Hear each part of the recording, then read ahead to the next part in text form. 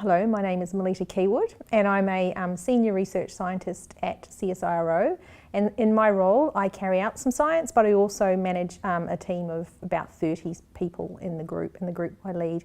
Some of the leadership challenges that I've faced over the last 5 years have been really driven by the changes that have happened in CSIRO. So we've lost a lot of people in our group, and this has meant that our workloads have really increased, and so the challenges I've been facing is helping people to deal with those workloads, but also figuring out ways that we can reduce those workloads and keep people motivated and keep people engaged in what they're doing. So that's probably been one of the biggest challenges I've faced recently.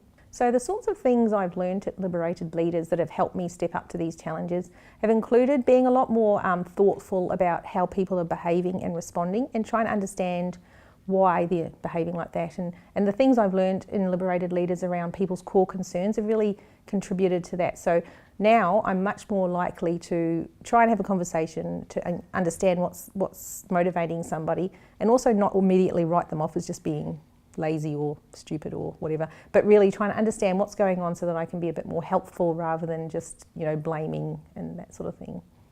So my one-on-one coaching with Tony has been a really important part for me, probably one of the most successful parts of the program, I think. So having someone to bounce ideas off.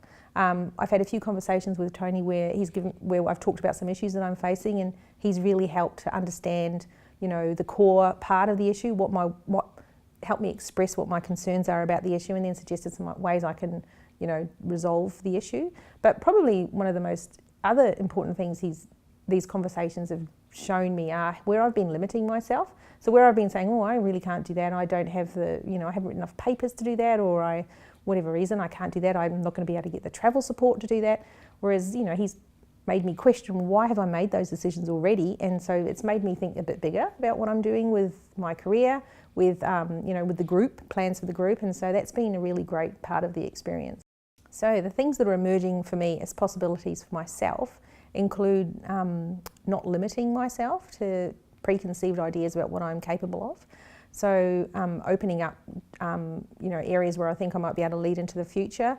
Also opening up the way I lead and thinking about how I can transfer some of that to other people in the team, or the group, so that they understand where I'm coming from. And if we all had a shared view and experience of how to lead and how to be led, I think that would be beneficial to everybody. So the key reason I chose this program was because I had worked with Paula in the past on a project where she came along and facilitated a workshop that we were running, and I really liked her style, and everyone who at the workshop talked about what an amazing job she did to facilitate such a difficult meeting.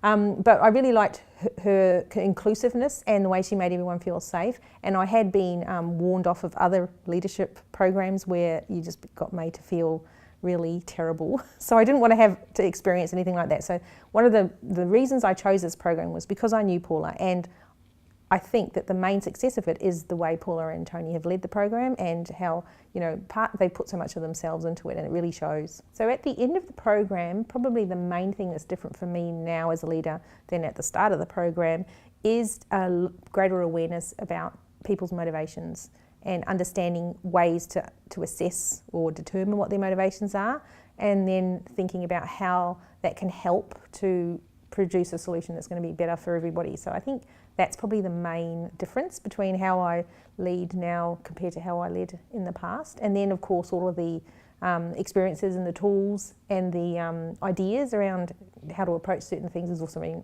a great part of it too.